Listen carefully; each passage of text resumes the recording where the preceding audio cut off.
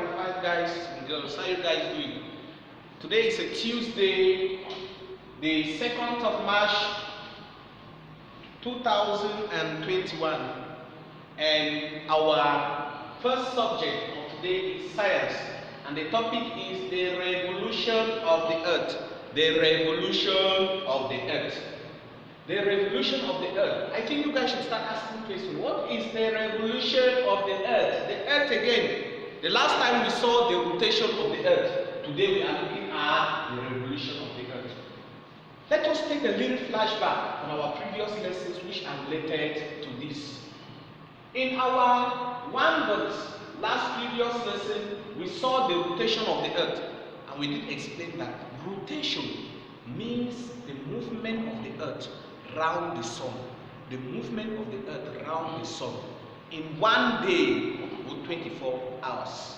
The movement of the earth around the sun in one day or 24 hours is what we call rotation. Rotation of the earth. Rotation of the earth.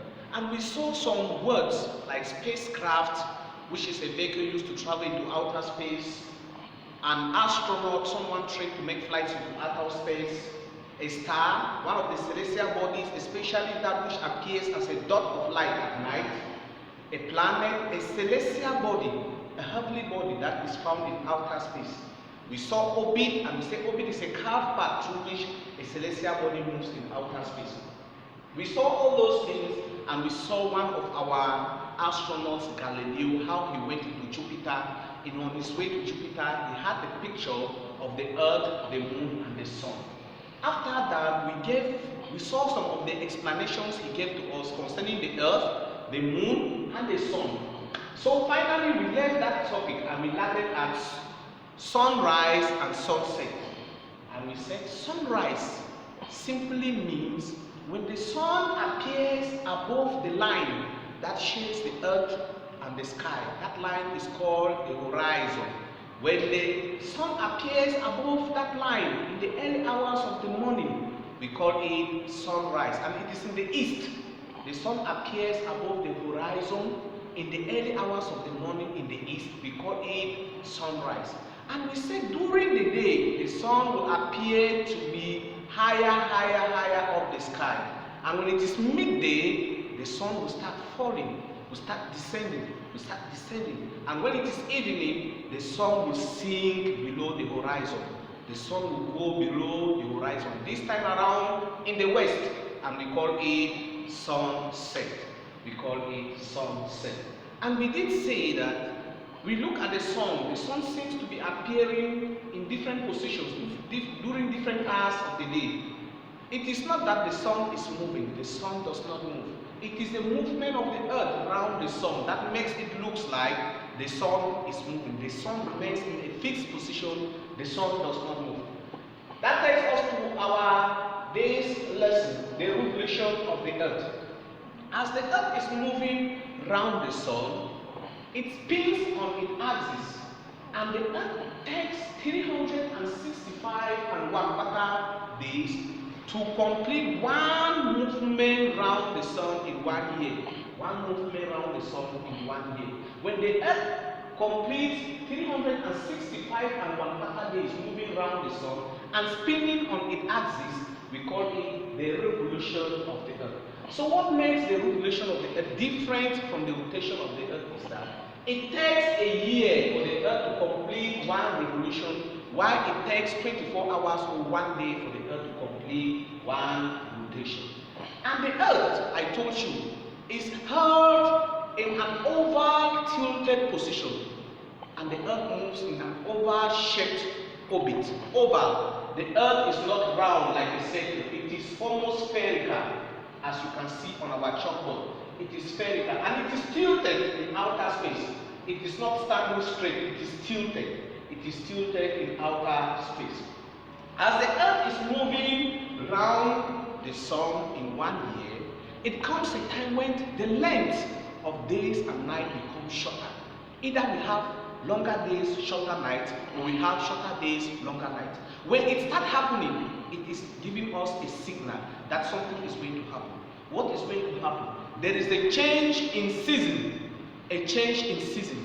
We are moving either from winter to summer or from summer to winter. When we start having longer days, shorter nights, or longer nights, shorter days, it is an indication that season is going to change. We are either moving from winter to summer or summer to winter. But now the question is, what determines the season in which you find yourself? What determines the season in which you find yourself? We are going to look at our chalkboard now very keenly. This is a model. This is a model of the earth. It is a globe. A globe is a model of the earth. You see here we have the axis, which is a line that runs from the North Pole to the South Pole. And we have the equator, which is a line that separates the globe into two equal halves. All the places that are found from the equator to the North Pole are called places of the Northern Hemisphere. All the places that are found from the equator to the North Pole are places of the Northern Hemisphere. A hemisphere is one half of the globe. A hemisphere is a half of the globe. The places that are also found from the equator right down to the South Pole are called places of the Southern Hemisphere. Places of the Southern Hemisphere. Let us explain now. If it is winter, when it is summer here, summer in the Northern Hemisphere, it is winter in the Southern Hemisphere. When it is summer in the Northern Hemisphere, it is winter in the Southern Hemisphere. What happens? When it is summer in the Northern Hemisphere, it means the earth is tilted toward the sun. The earth is tilted towards the sun, and we have too much of sunshine. Because during summer there is much sunshine. And here in the Southern Hemisphere we will have winter, which is also known as our wet or raining season. But when it turns and it is winter here in the Northern Hemisphere, it means the Southern Hemisphere now is tilted toward the sun, and we have summer. We now have summer in the Northern Hemisphere. So what determines your season on this globe is where you find yourself. If you find yourself in the North Pole, when the North Pole is tilted towards the sun, you will find yourself in summer. And then if another person at that time is in the Southern Hemisphere, the person will find himself in winter. Because the two hemispheres do not have the same season at the same time. When it is winter in the Northern Hemisphere, it is summer in the Southern Hemisphere.